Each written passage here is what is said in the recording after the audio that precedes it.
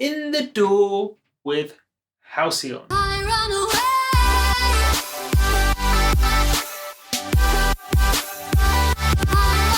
And as usual, do check out our podcast, Behind the DAW, for the more artistic, philosophical, emotional side of music, interviewing, of course, Halcyon. But this is In the DAW, so let's go In the DAW. Do you have it layered with another piano? Because it looks like there's two sets of MIDI there. I have layered with strings because pianos are like percussive sounds, and I like to have something which sounds sustained in the background to just give it a contrasting feel. And to add more of the electric glowing sound, I have this Mark I classic electric piano from the Contact 5 libraries. For those MIDI, are they all playing the same octave, or are different layers playing different octaves? It's actually all the same. Sometimes I adjusted the velocity a bit to make it fit to the instrument, but it's actually all the same, I think. Just left out the bass notes here for frequency and mixing purpose. In the end, it's the same notes. How do you go about like getting vocals to work with the rest of the track? Do you write the track first and then do the vocals, or? I actually work both times, but most of the time it's like I have a song and then pitch it over to a vocalist I know, and we work on a concept. This concept here was like running away from the everyday life, breathing free and like exploring the world. So Valentina wrote lyrics about it to tell the whole story. Then we went over to a recording studio in Cologne and recorded and mixed it there, because she's working in the industry for 4 or 5 years as a vocalist. So she didn't really like the idea to record at my home studio. So we went ahead, took the money and recorded professionally. So to make sure it's like really up to the standards the labels are looking for nowadays. Concerning the vocal, so you went and you got it recorded at a nice studio, got really, really good quality out of it, and good, you just barely got in here, because this is what I was wondering. What does the processing look like after you get it recorded in a very high-end studio? After I got it recorded, I start off with just some basic EQing to take out lows, just to ensure there aren't any frequencies which are clashing with, for example, my sub bass. Then some compression on it. I actually use those two compressors, and I can't particularly say why I do it this way. It's just like how I was taught, and it works pretty fine for me. Like, we all know how compressors work, but this setup works pretty good with the vocals. I just keep it this way and call like my vocal chain. The CLA 76, how much gain reduction are you getting on that when the vocals go through that? It's really depending, because these vocals were already like post compressed, so they're like, as you see here, already almost flat. It's just like to ensure it's not going any further than it should be. And that's basically it about the compression. It's just like insurance here. Sometimes if you get like really raw recorded stuff, they really need to drop it down by like -60, -12. So you got your EQ on there, and then you compress it with the 76, and then you compress it with the 2A, and then the final part of that little chain right there, then you have another Pro Q, right? And then you're just cutting out all the low end. Yeah, it's just like, it's like my behavior to just make sure there aren't any lows that could be a problem in the end. And usually when you do that, I mean, specifically we're talking about vocals here, but when you do make sure that there's no low end on a specific track, how high do you cut up to? Is it 80, 100, 150? Where are we talking? It's depending if you have female or male vocals, but I usually cut between 100 and 200 hertz.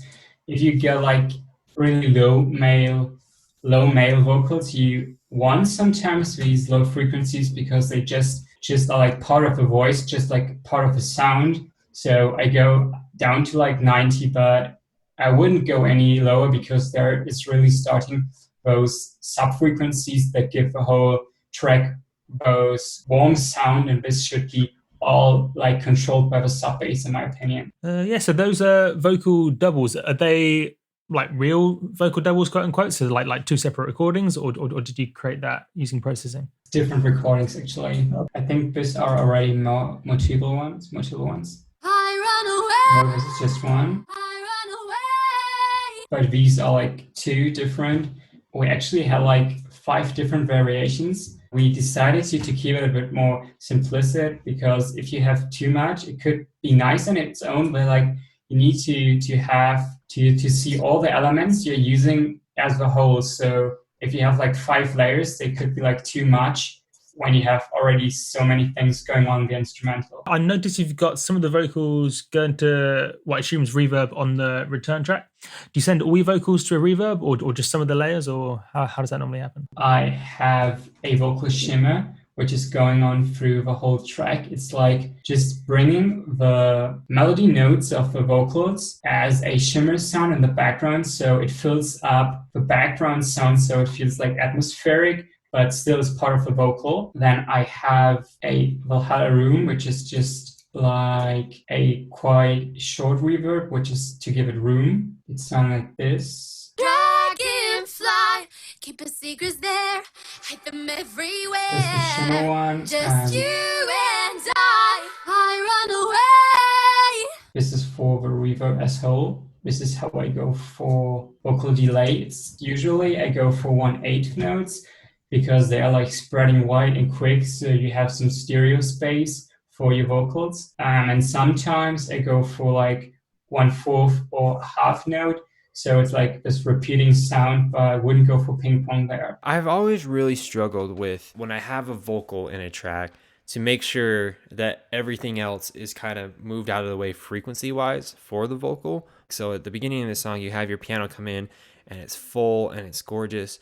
And then when the vocal comes in, nothing clashes with the vocal at all. How did you do that? I have like different layers. Here in the beginning, I just play this part now.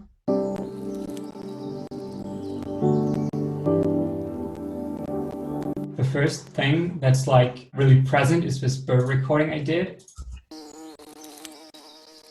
When I think of a track, you either have like vocals in the middle or a melody. And here you have neither of them. So I put in this atmosphere, which is like a quick, fast changing frequencies. If you use this B here, it's like really quick changing frequencies, which bring the mind to focus on something, because these chords are like pretty slow. And I took out like the highs, so it's just like really warm sounding, and laid it with this pad here.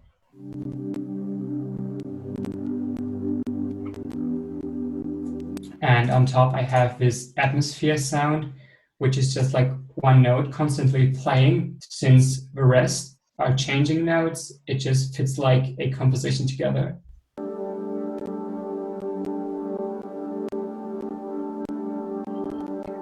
And then when the vocals come in, do you have to cut anything for them, or? Sometimes I cut, sometimes I boost. Here I boosted just for frequencies which are out of the way from the vocals. Standing on the edge of a cliff. So the vocals are like more in the 1 to 2K area around here, or like 500 to 2K, the presence. And the piano presence is like higher, and the strings are super wide. It's just like you have the strings on the sides, you have the piano on the highs, and the vocals like as the most present thing and taking the most frequencies. On some of the channels you've left as MIDI, some you bounce to audio. Do you only bounce down to audio to get that staccato feel almost as the note ends, or? Yeah, it's mostly when I do it like here in the drop, I just, every time the chord stops, I took out all the reverb and stuff to make it clean. As you just said here for the MIDI, I just left it as MIDI because I knew I don't have to care about the reverb here. The lead, I believe this is in like verse number 2, so this is after the first drop, and it's a really beautiful lead you got going on there.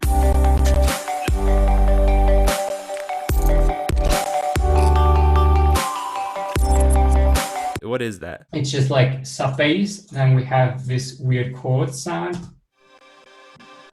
It's like shimmering chords. It's just one of the Serum presets. I just processed in Serum a bit and like put the headroom on it to spread it out and have these two melodies on top.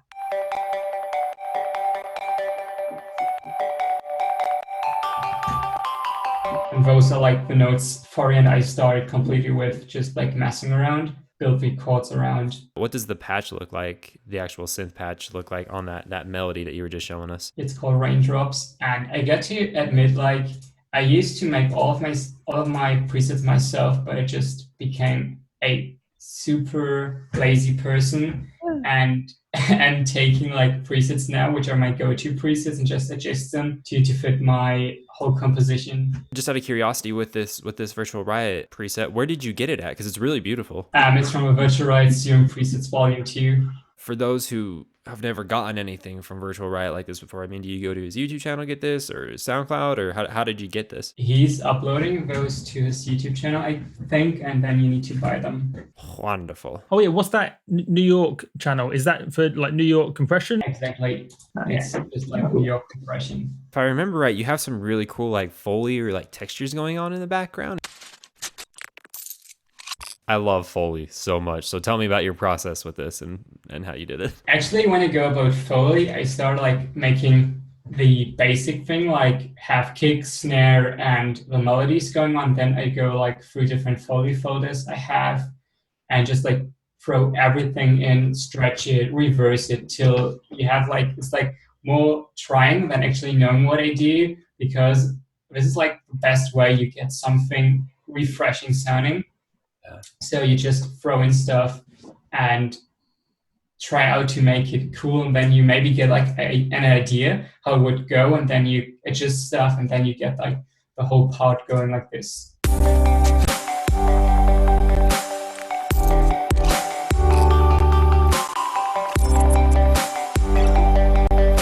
I love that. Like, I love that. It's like a breath of fresh air when you hear like real world sounds inside of an electronic track. Yeah, I love doing this. How do you go about approaching the arrangement for this track? Is it like a thought out thing, or is it more a case of just filling it out, almost like just using your instinct? It's actually really weird because like having an intro is something which is like pretty common today.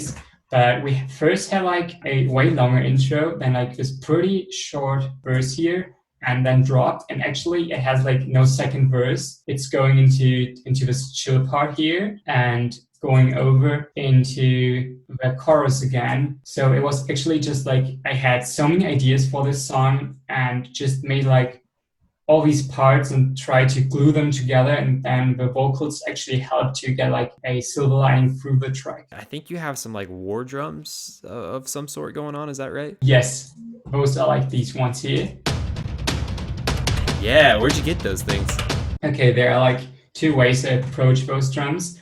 The first way is going to contact and take the, I think it's called action strikes, use them. But here I was like super lazy. This is like my laziest track. This is such a bad example of my workflow actually. I just took a Cashmere sample here and just like super honest about it. I took this Cashmere sample because it was like bringing the flow, like bring it to the drop perfectly fine. And when you find something that just fits your track, why trying to make something else than just like taking this, because it's all about creation, making this whole track, creating this whole track as I had it on my mind back then. These drums just fit the best. To be honest, Cashmere probably just went to Action Strikes and recorded them anyways, so you might I don't see anything wrong with it. No, I think it's fantastic, man. I suppose what you kind of might call a super saw, or like the main big synth in the drop section. How did that come about in terms of the sound design and the processing? My biggest issues are always with drops, and first I start like throwing everything in, and I created so many different saw types and just like went for a distorted saw like this one, which is like dynamic wise super flat, but also in your face because of the OTT and the saturation and distortion on it. Then for a bright and white saw, which is like a bit softer, not that distorted, but like widened with the S1 imager. Then layer it with two lead sounds. This lead sound, which is like more a mono sound because it's like sounding white, but it's also sounding like it's in your face because it's had like a really low unison, and this one had like a pretty high unison with stereo bred and detuning. So if you put all these together, you have like a mix of so many different aspects of how a sound or a saw could sound. Like it could sound wide, it could sound smooth, it could sound distorted, it could sound fat, it could sound in your face. And like if you find the real mixture, it just sounds like this. It's like cooking for me. You need to, know your ingredients, but you need to know how much you take of everything to make like perfectly round off. Those little reverse sounds, are they reverses from the synth or are they from the vocal? I have different ones here. This is like just the saw reversed. And I also have reverse vice, just this going on in this background sound here.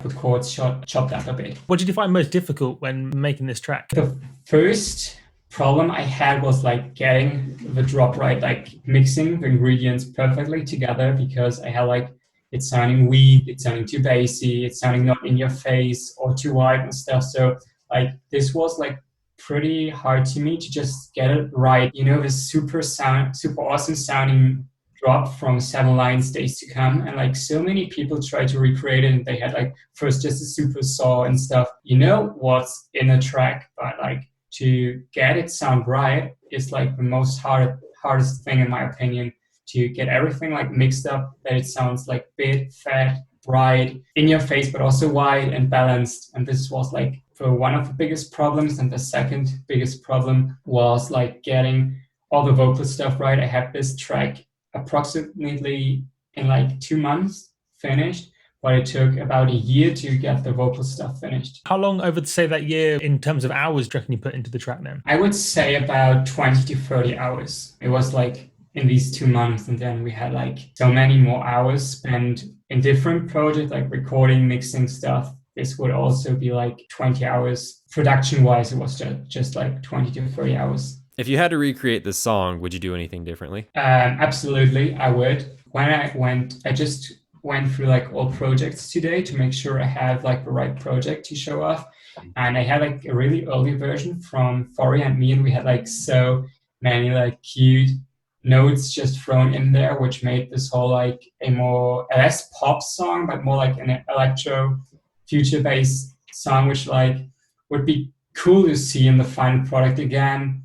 But I'm actually incredibly happy about how it turned out in the end. So you're saying mainly stick with the main ideas that you had in the beginning? Is that what you were saying? Yeah, because this song turned up really much pop music more than EDM in my opinion. That's neither good or bad. I mean, both is okay, but sometimes I just like to do more experimental EDM stuff. Just this one definitely not. So I think for the purpose of being a pop song, this one fits perfectly fine. Our question to you is, would you like our feedback on your track? Sure, absolutely. I think overall, I mean, there's nothing I'd really point out as being like wrong about the track, but just a really minor thing that I personally really like is whenever you have piano chords, like piano chords in MIDI, it's just to offset the MIDI notes very slightly. Sometimes you can do it like just a small amount and it sounds really subtle. Other times you can almost offset them in a audibly heard way. The tendency with people in EDM is to throw everything exactly on the grid, which, you know, in some instances is super dope, but sometimes it just sounds too robot and not enough human, which is where like the term swing comes from, or the term groove. It comes from the imperfections in both amplitude and timing and velocity and so on and so forth. So something that I would suggest, just piggybacking off what you were saying, Adam, for you, Nick, would be how often do you use the groove pool? Actually, I think I have never used it.